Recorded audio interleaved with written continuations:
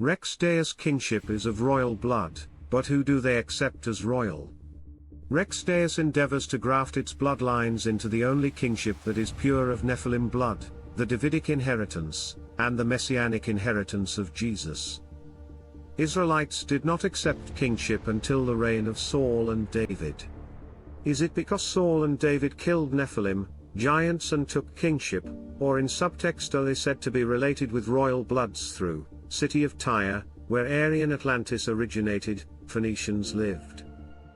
Rex Deus and Grail bloodlines are the royal bloodlines of Egypt, that survived through Akhenaten, Scota, and Smenkhare, which intermingle with Messianic bloodline of Adam, Noah, Abraham, David, and Jesus.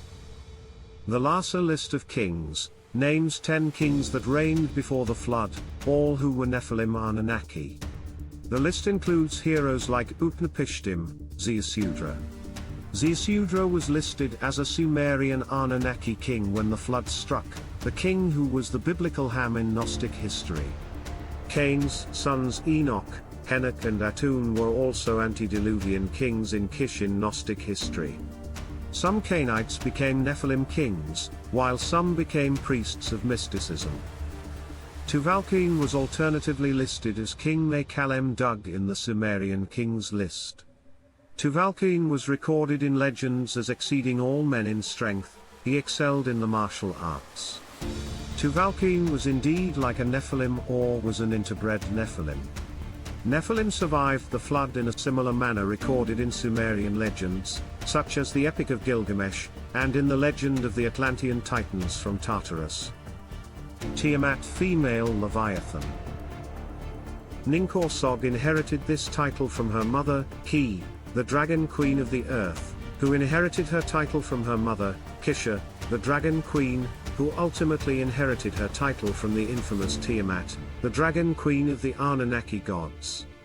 It is with Tiamat that the origin of the dragon queens is thought to have originated, for it was Tiamat, the female Leviathan, the angel of the sea, who rebelled at the creation of the earth. Anu, Lord of the Rings.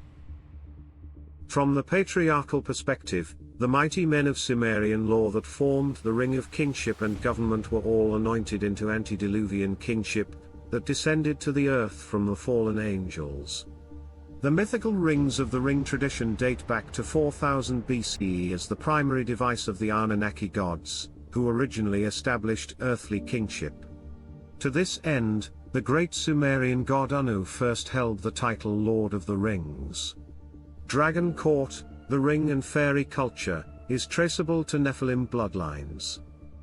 Fairy culture was merely allegorical innovation, encoded history chronicling the matriarchal predicament of the alleged true royal family of the ring lords.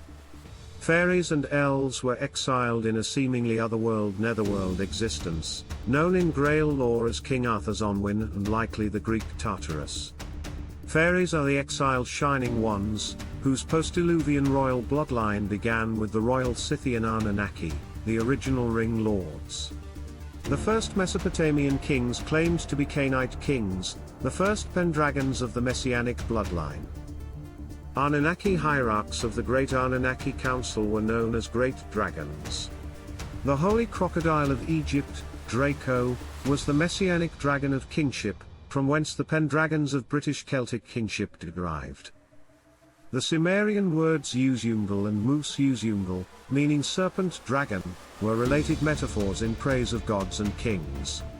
Gnostic kingship allegories connect back to serpents dragons rooted in Nephilim Cainite kingships of the ring lord tradition.